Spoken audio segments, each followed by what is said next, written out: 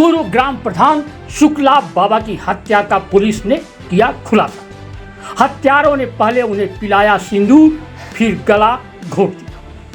Police की गिरफ्त में आए इन तीनों पर 5 लाख रुपए सुपारी लेकर की थी पूर्व ग्राम प्रधान शुक्ला बाबा की हत्या।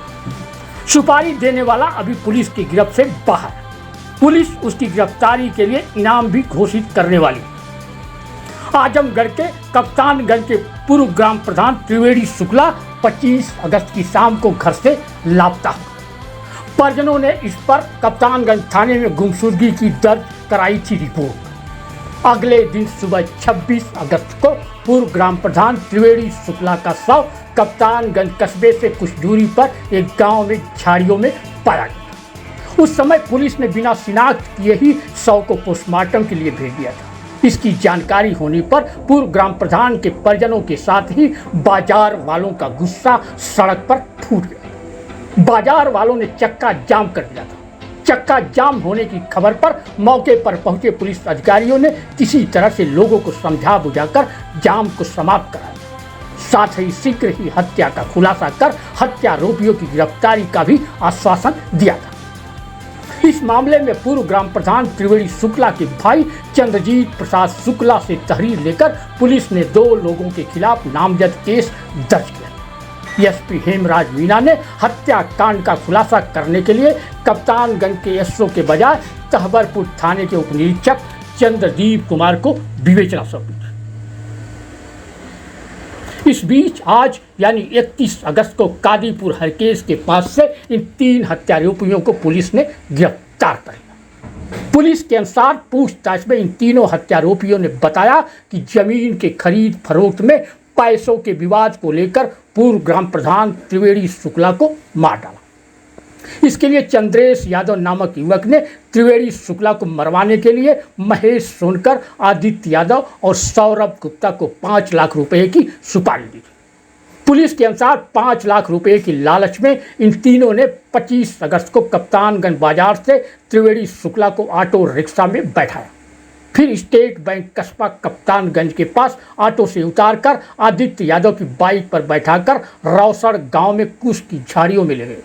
यहाँ पर पूर्व ग्राम प्रधान त्रिवेणी शुक्ला को पहले सल्फास, सिंदूर और रंग का घोल पिलाने का प्रयास किया गया। इसके बाद भी पूर्व प्रधान की मौत नहीं होती है तो गमछे से गला घोट दिया गया। गर्दन और सीने पर पैर से मारकर हत्या कर दी।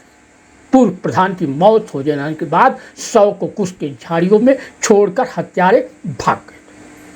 पूर्व ग्राम प्रधान शुक्ला बाबा की हत्या में गिरफ्तार 3 आरोपियों में महेश सोनकर तो कप्तानगंज का ही रहने वाला है। आदित्य यादव कप्तानगंज थाने के हसनपुर गांव का रहने, जबकि तीसरा सौरभ गुप्ता कप्तानगंज बाजार का ही रहने वाला।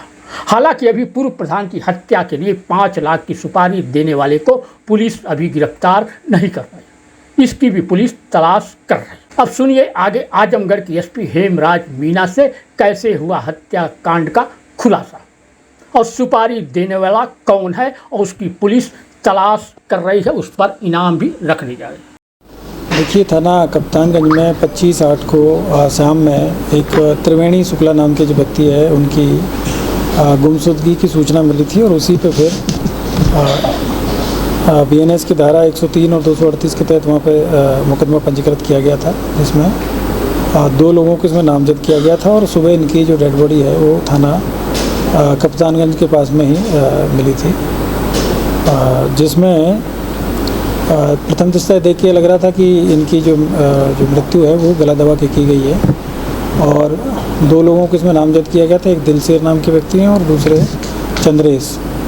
तो इनसे जब पूछताछ किया गया तो चंद्रेश के बारे में तो जानकारी नहीं मिली। दिलसेर से पूछताछ किया गया तो उनके द्वारा कुछ इसमें इस तरह की जानकारी नहीं दी गई। फिर इसमें थाना प्रभारी और क्षेत्राधिकारी और एसपी आ रहे हैं, इनके द्वारा और गहनता से जब इसमें इन्वेस्टिगेशन की गई और बाद में इसकी इन्वेस्टिगेशन को थाना प्रभारी तहबरपुर को दी गई चंद्रदीप को, और उनके द्वारा जब जांच की गई तो आज इसमें 3 लोगों को गिरफ्तार किया गया, जिसमें एक महेश सोनकर पुत्र मिलन सोनकर हैं, दूसरे आदित्य यादव पुत्र राकेश यादव हैं और तीसरे हैं सौरभ गुप्ता पुत्र चंद्र प्रकाश गुप्ता। और अभी तक की जो जानकारी है उसमें ये पता चला है कि जो सौरभ गुप्ता है उसको चंद्रेश के द्वारा ये कहा गया था कि अगर तुम जो त्रिवेणी शुक्ला है इनकी अगर हत्या कर दोगे तो आपको 5 लाख रुपया दिया जाएगा, और उसी 5 लाख रुपए की सुपारी लेके और इन लोगों ने पूरी प्लानिंग के तहत इसमें हत्या की है। और ये 3 लोग जो हैं ये हत्या में शामिल रहे हैं। इन्होंने अपना घटना को कारित किया जाना स्वीकार किया है, और ये लोग उसको पहले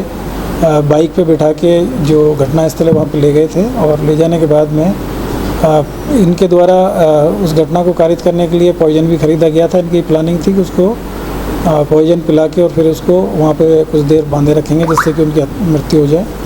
लेकिन जब उनका गला इन्होंने दबाया गया तो उसके बाद में फिर उन्होंने गला दबा के और उसकी गर्दन को पकड़ के इन्होंने उसको पॉइजन भी पिलाने का प्रयास किया। जब वो उन्होंने विरोध किया तो उसके बाद में फिर उन्होंने कस के उसका गला दबा दिया और उसके साथ मारपीट कर दी, और जब तक कि वो मरने गए जब तक ये उसको इन्होंने मारने का प्रयास किया, और उसके बाद में डेड बॉडी को छोड़ के वहाँ से चले गए।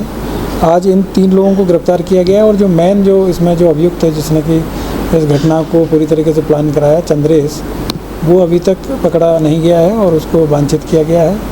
और वांछित करते हुए इसमें उसके खिलाफ में जो उस पर इनाम भी घोषित कराया जा रहा है और उसकी शीघ्र गिरफ्तारी की जाएगी। बाकी की जो घटना है वो किस वजह से उसने इसको घटना को कराया है और कौन लोग इस घटना में शामिल रहे हैं, इनकी जानकारी अभी उसकी गिरफ्तारी के बाद में मिलेगी। और जो 3 अभियुक्त आज जेल भेजे जा रहे हैं उसकी गिरफ्तारी के बाद में इनका भी PCR लिया जाएगा, और PCR लेके फिर एक बार इसमें दोबारा से सारी चीज़ों के बारे में जांच पड़ताल की जाएगी। तब इसमें आगे की विवेचना है, उन्हीं साक्ष्यों के आधार पर आगे की इसमें विवेचना की जाएगी। अभी तक जो घटना को एक्चुअल में जिन लोगों ने अंजाम दिया था, कारित किया था, उनकी गिरफ्तारी हो गई है।